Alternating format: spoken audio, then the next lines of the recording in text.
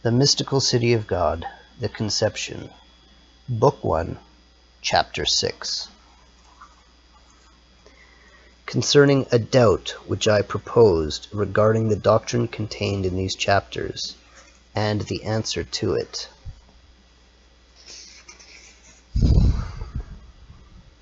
In regard to the significance of the doctrine contained in the last 2 chapters, a doubt occurred to me, and I have often heard and been informed by learned persons that the same is discussed also in the schools.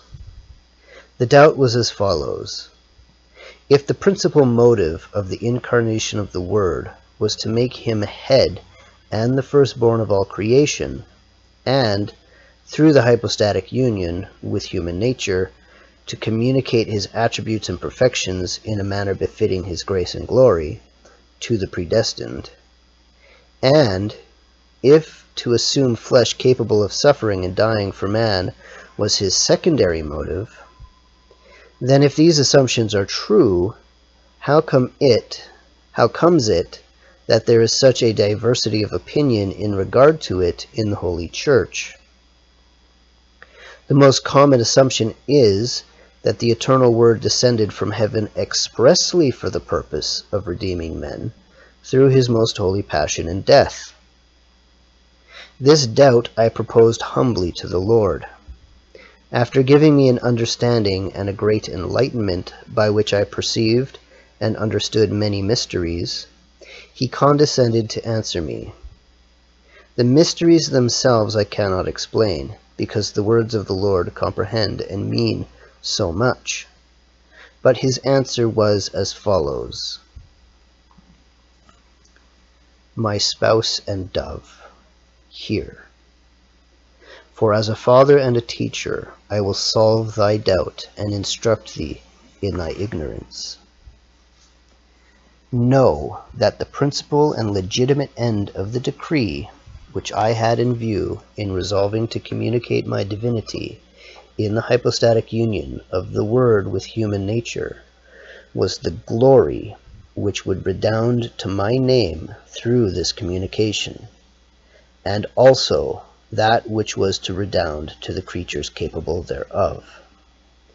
This decree would without doubt have been executed in the incarnation, even if the first man had not sinned, for it was an express decree, substantially independent of any condition.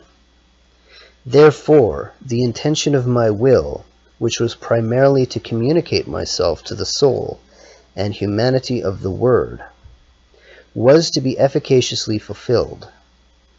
This was conformable to the justice and rectitude of my works, and although it was subsequent in its execution, it was nevertheless antecedent in my intention. If I waited before sending my only begotten, it was because I had resolved to prepare for him beforehand a holy and select congregation of the just, who, presupposing the fall of mankind, would be like roses among the thorns, that is, the sinners. Foreseeing the fall of the human race, I determined by an express decree that the Word should come in a form capable of suffering and death for the redemption of his people, whose head he was to be. Thus my infinite love for man could be so much the more known and manifest, and a just satisfaction would be rendered to my equity and justice. And if he who was to be first in existence was a sinner, he that was to be first in dignity would be the Redeemer. Thus, also men might come to know the gravity of sin and love one and the same Creator, Vivifier, Redeemer, and Judge of all mortals. I also wished, as it were, to compel them to make a proper return of gratitude and love, refusing to punish them without reprieve, as I have punished the apostate angels, but pardoning them and looking upon them with mercy, I offered them an opportune remedy by executing the rigor of my justice upon my only begotten Son, and reserving for man the kindness of my great mercy. And in order that thou mayest better understand the answer to thy doubt, remember that there is neither any succession of time in my decrees, nor any need of it for the perception and the execution of them. Those that say that the Word became incarnate in order to redeem the world say well. And those that say that he would have become incarnate also if man had not sinned, likewise speak well. Only it must be understood in the right way. For if Adam had not sinned, Christ would have descended from heaven in that form which would be suitable to the state of man's innocence. But as Adam sinned, I resolved by the secondary decree that he should be made of passible nature, since foreseeing sin, it was proper that it should be repaired in the way in which he has done it. And as you desire to know how the mystery of the Incarnation would have taken place if man had preserved the state of innocence, know that the human substance would have been essentially the same as now, only it would be clothed with the gifts of impassibility and immortality, such as my only begotten possessed after his resurrection and before his ascension. He would live and converse with men. The hidden sacraments and mysteries would all be manifest, and many times would his glory shine forth as it happened once in his mortal life. He would, in that state of man's innocence, have become manifest to all men in the same manner as he once showed himself to the 3 apostles in his mortal state. All those on the way to heaven would see the great glory of my only begotten. They would be consoled by conversing with him, and they would place no obstacle to his divine workings, for they would be without sin. But all this was impeded and spoiled by the guilt of sin, and on that account it was proper that he should come in passible and mortal nature. The existence of different opinions regarding these sacraments and other mysteries in the Church arises from the fact that I manifest and give light concerning one set of mysteries to some teachers, and illumine others concerning other mysteries. For mortals are not capable of receiving all the light. It is not expedient that the knowledge of all things be given to one man, as long as men are viators. For also in the state of comprehensors, they obtain them in parts and according to the state and the merits of each. But the plenitude of all gifts is due only to the humanity of my only begotten, and to his mother, in proper proportion. The other mortals receive it neither entirely, nor is it always given so clearly as to assure them altogether. Therefore they must acquire it by means of study and the use of letters and science. There are also many truths revealed in Holy Scripture, and to some men light is given from above. Yet, as I leave most men to work by their natural light, it must follow that they understand these mysteries in different senses, and that there exist different explanations and different meanings regarding the different passages in Scripture. For each adheres to his opinion according to his understanding. Many have a good intention, and the light and truth is essentially one, but it is made use of with diversity of judgment and inclinations, so that some adhere to these teachers, others to those, and so the controversies arise among them. One of the reasons why the opinion that the Word came from heaven mainly for the sake of redeeming the world is more common can be partly explained by the fact that the mystery of the redemption, with its object, has already been consummated and has been mentioned so often in Scriptures, thus causing it to be better understood and manifested. The impassibility of Christ, on the contrary, was neither effected, nor was it simply and absolutely decreed.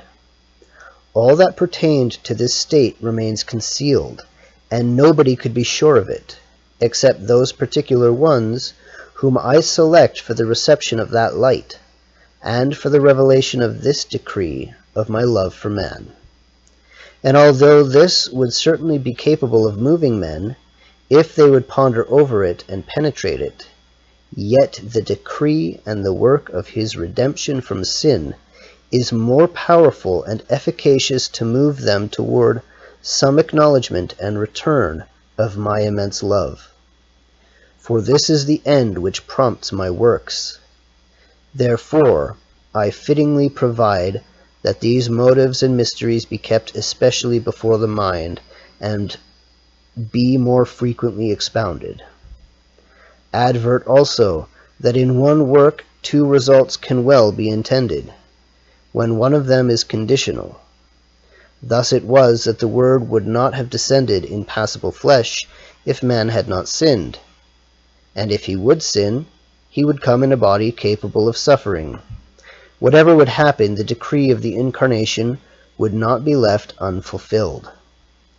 I desire that the sacraments of the redemption be recognized and held in esteem, and that they be always remembered, in order that they may bring their proper fruit. But just as much I desire that the mortals recognize the Word as their head, and as the final object of all creation, and of all the rest of the human race. For, conjointly with my own kindness, his formation was the principal motive for giving existence to the creatures.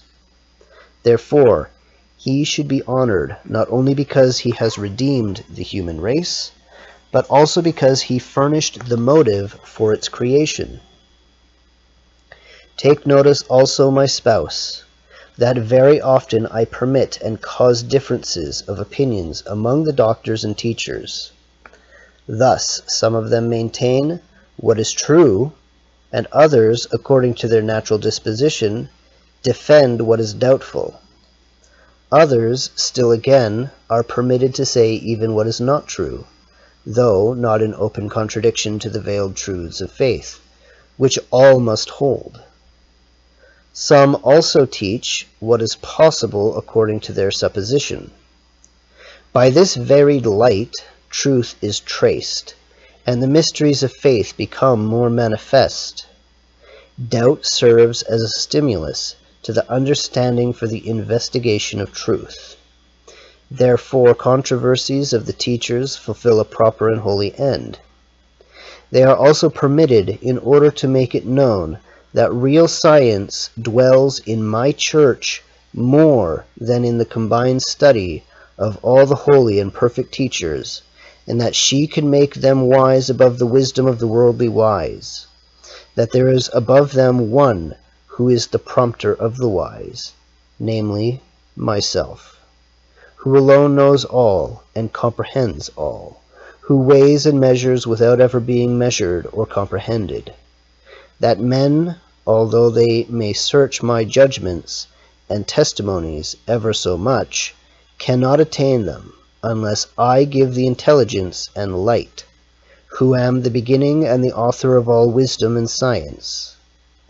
I desire that men, in acknowledging all this, give me praise, exaltation, confession, supremacy, and glory forever. I desire also that the holy doctors acquire for themselves much grace, light, and glory by their earnest, laudable, and sacred study, and that the truth be more and more clearly detected and purified, and be traced to its source.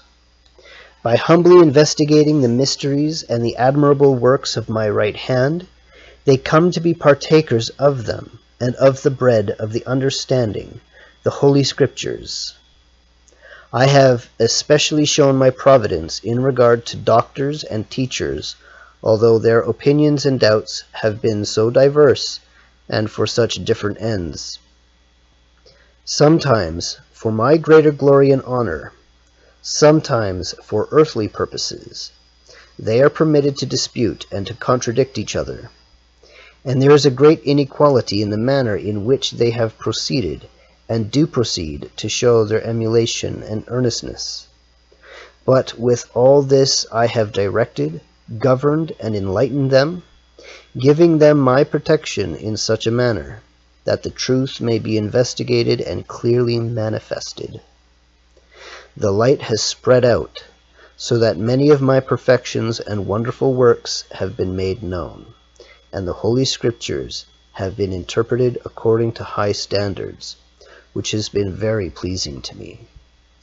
For this reason the fury of hell, which with inconceivable envy, especially in these our times, has raised its throne of iniquity, pretending to engulf the waters of the Jordan, and obscure the light of holy faith by heretical doctrines, and seeking to sow its false seeds by the help of man. But the rest of the Church and its truths are in most perfect order.